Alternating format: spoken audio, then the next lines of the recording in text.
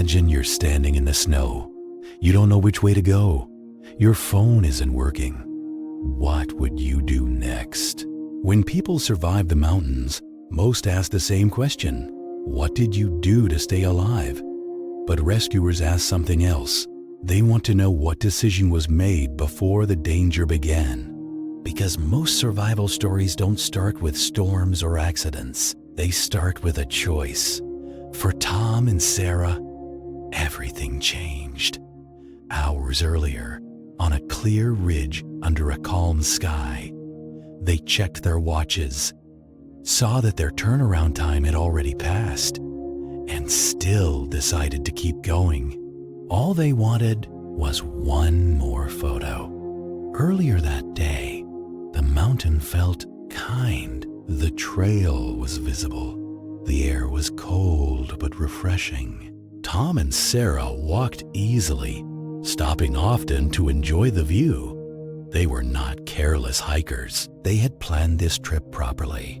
They had set a turnaround time, a fixed moment when they promised themselves they would turn back no matter how close they were to the summit. That rule existed to protect them from emotional decisions. It was there to override excitement, pride, and hope. But as they climbed higher, the summit felt close. The photo felt reachable. They told themselves it would only take a few more minutes. They told themselves the weather still looked fine. They told themselves they were experienced enough. This is how Summit Feeder works. It convinces people that moving forward is progress and turning back is failure. They ignored the rule they created to keep themselves safe, and the mountain responded immediately. The sky dulled. Fog rolled in fast. Fresh snow erased the trail beneath their boots. The way back disappeared.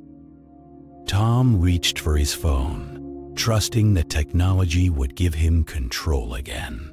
The screen stayed black. The cold had already taken it. The phone hadn't stopped working because it ran out of power. It stopped because freezing temperatures slowed the chemical reaction inside the battery. The energy was still there, but it couldn't move. By keeping the phone in an outer pocket, exposed to the cold, Tom unknowingly turned an important survival tool into dead weight. Most dangerous situations begin like this, not with panic, but with small decisions that quietly remove options. As they moved through the fog, time felt strange. Breathing became heavier. The air felt dry and sharp. Tom's mouth burned with thirst. He bent down and scooped up a handful of clean snow. It looked safe. It looked like water. Sarah stopped him. She didn't shout. She didn't panic. She calmly told him it would make things worse. Eating snow forces the body to spend heat and energy just to melt it.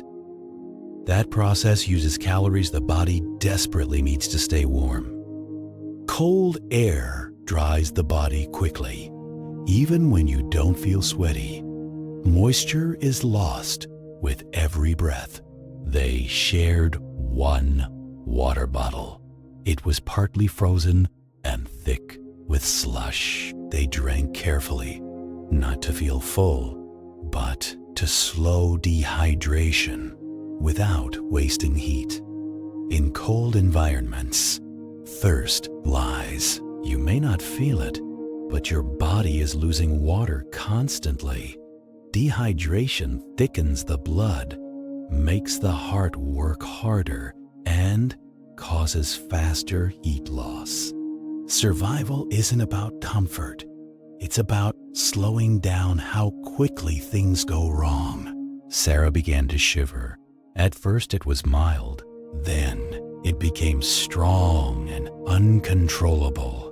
Shivering meant Her body was burning energy just to stay alive. Tom pointed into the fog and said he thought the car was that way. He wasn't sure, but movement felt better than stopping. That urge is called the wander instinct. It makes people walk without direction, spreading themselves farther from where rescuers expect them to be.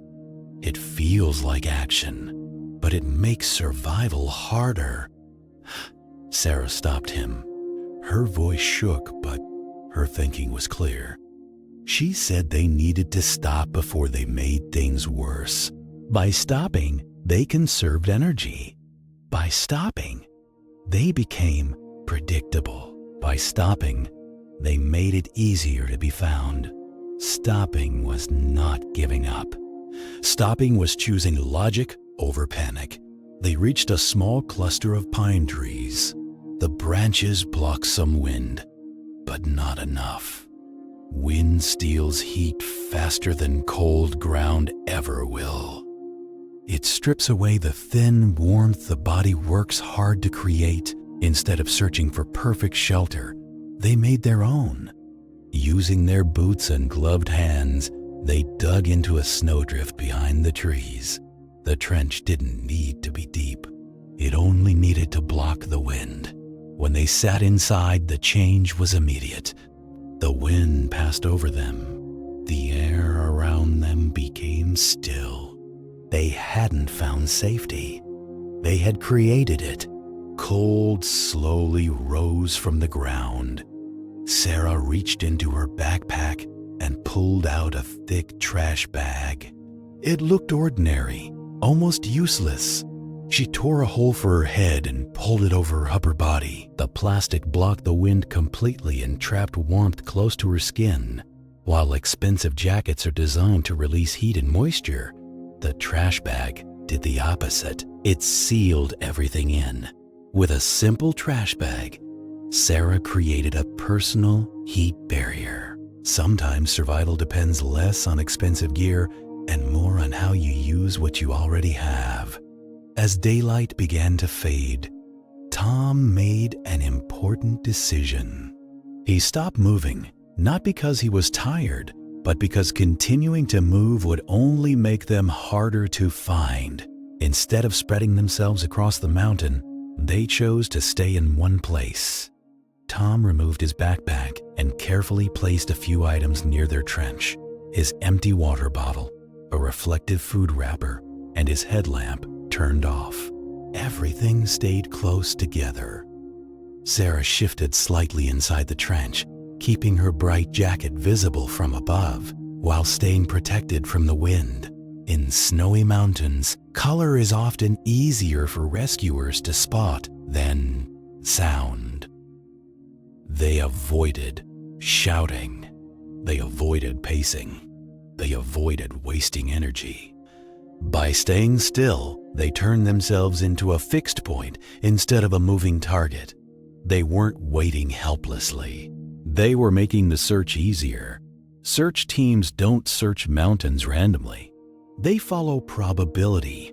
Every step a lost person takes increases the area that must be searched.